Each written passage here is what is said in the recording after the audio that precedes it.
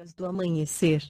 Por Feijão, Centro Espírita Allan Kardec de Balneário Gaivota. Balneário Gaivota, 12 de dezembro de 2024. Médium Dona Isabel morre aos 100 anos em Minas Gerais. Parte 4. A médium Isabel Salomão morreu na manhã de segunda-feira, 11/11, aos 100 anos, em Juiz de Fora, na zona da Mata Mineira. Ela estava internada em um hospital da cidade desde o início do mês. Ela é fundadora do Grupo Espírita Casa do Caminho, que comunicou seu desencarne. Dona Isabel, como é conhecida, deixa 5 filhos, 13 netos e 10 bisnetos. O velório acontece no cemitério Parque da Saudade, em Juiz de Fora, e o sepultamento está marcado para as 17h30. Filha de libaneses, ela nasceu em Rochedo de Minas, também na zona da Mata. Em setembro deste ano, havia comemorado 100 anos de idade.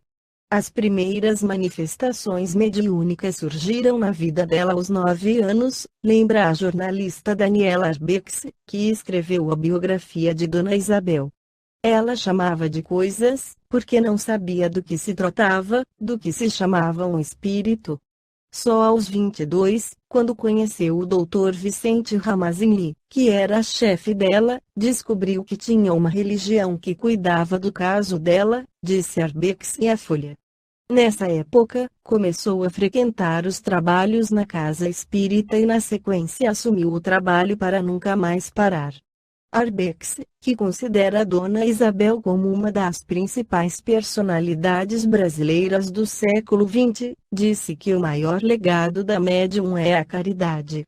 Com uma trajetória ligada à educação e ao auxílio às pessoas de baixa renda, com 14 anos ela passou a educar em casa as crianças vizinhas, em Rochedo de Minas, e foi nomeada professora pelo município ainda adolescente. Nos últimos anos, ela passou também a atender a população idosa com a distribuição mensal de mais de 6 toneladas de alimentos a 300 famílias.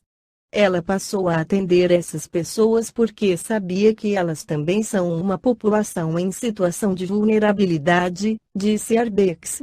Em 1979, a médium criou o Plantão de Socorro Espiritual, que presta atendimento gratuito 24 horas por dia. Os plantonistas foram treinados por Dona Isabel, e atendem cerca de 600 ligações por dia, segundo a instituição Casa do Caminho. Ela também fundou o Lar do Caminho, instituição que atende crianças em situação de abandono. Em 1993, o também mineiro Chico Xavier visitou pessoalmente a Casa do Caminho e destacou a dedicação da médium, a quem chamou de mãe espiritual da coletividade. Luiz Gonzaga Pinheiro, em seu livro Homens e Fatos que Fizeram a História, afirma que em todas as religiões e povos, países ou épocas, vamos encontrar uma ponte entre os planos material e espiritual, como sendo o caminho natural e óbvio para aproximar-se do divino. Os sacerdotes brahmanes que se apoderavam dos mistérios sagrados, treinavam seus alunos na arte da levitação, do desprendimento do corpo, da insensibilidade à dor e, naturalmente, da evocação dos espíritos dos mortos.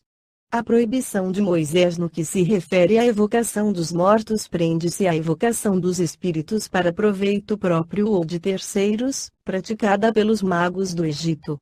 Neste país, a mediunidade era de uso corrente entre os iniciados, que conheciam todas as nuances de sua prática, embora nem sempre a utilizassem de forma positiva.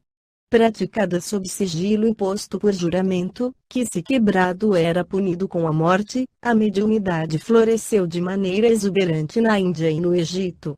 No país dos faraós, os sacerdotes eram tidos como pessoas com poderes sobrenaturais, conhecedoras das leis da magia e com capacidade para promover a cura dos seus amados e a morte dos inimigos.